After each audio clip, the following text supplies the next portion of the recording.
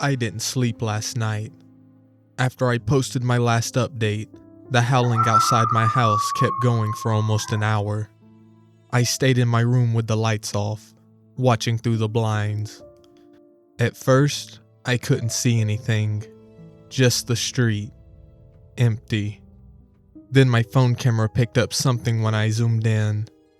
Something was standing under the tree across the street.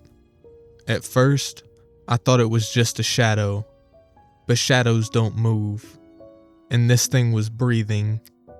I could see its shoulders rising and falling. It stepped forward into the streetlight.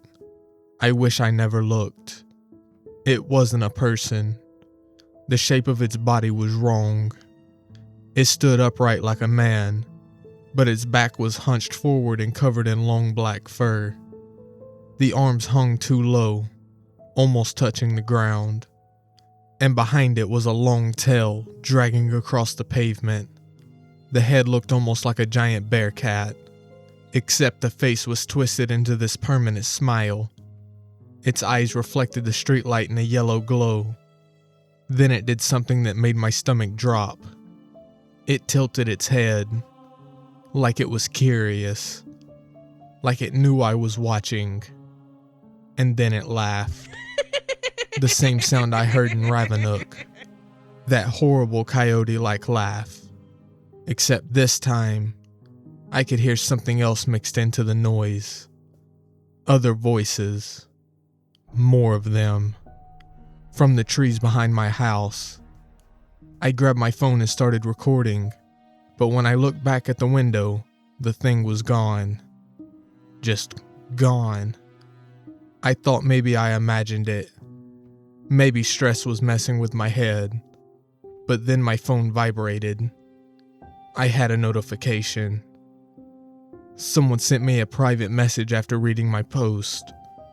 The message only had one sentence. Did the Ravanooke follow you too? I asked them what they meant. They sent me a picture. The photo was taken at night on some empty road, and standing under the streetlight in the picture was the same thing I saw outside my house. Black fur, long tail, standing like a man, smiling. But the worst part was the message they sent after. Don't listen when it howls, because if you hear it laugh, it means it already knows where you live. And about 10 minutes ago, the howling started again. But this time it isn't coming from outside. It's coming from somewhere in my attic. I'm writing this from my car. I left my house about 20 minutes ago, and I don't think I'm going back tonight. For those who didn't see my previous post, I drove through a town called Ravanooke a few nights ago. It doesn't appear on any maps. Since then, something from that town has been following me. Last night, I heard it howling again, but this time it wasn't outside. It was coming from the attic. At first, I tried to convince myself it was just an animal, a raccoon or something, but animals don't laugh, and they don't whisper. The sound started around midnight. It began with that same coyote-like howl I heard in Ravanooke, long and drawn out. Then it turned into that horrible laughing noise right above my ceiling. Slow footsteps started moving across the attic floor, back and forth, like something pacing. Every once in a while, it would stop directly above my bedroom. That's when I heard the whispering. At first, it was too quiet to understand. Just faint voices scratching through the wood above me. Then one of them said something clearly. It said my name. I froze. My phone flashlight was the only light in the room. I stared at the ceiling while the footsteps slowly moved again. Then something dragged across the attic floor.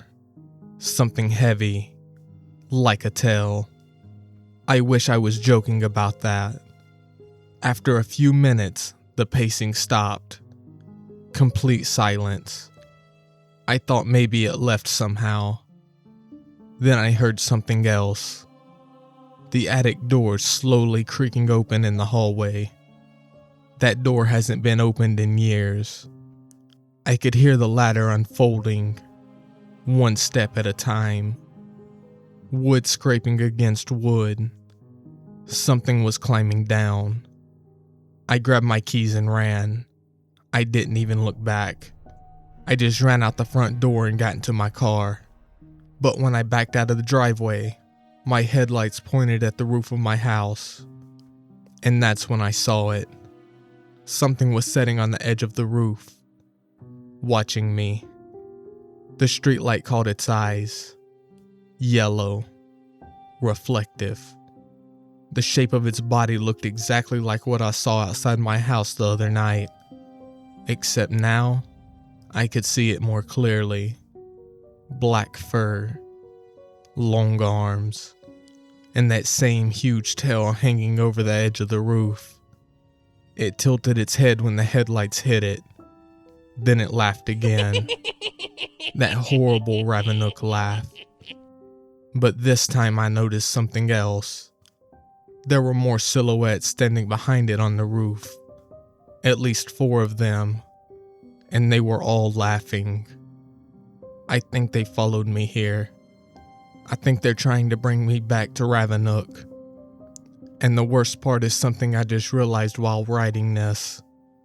When I drove away from the house, I didn't see the creature jump down. But when I stopped at the gas station a few minutes ago, something heavy landed on the roof of my car. Hello everyone, CreepypastaTime here. Thanks for listening to tonight's story. If you enjoyed tonight's story, please like, subscribe, and hit the bell notification. I'll see you in the next one.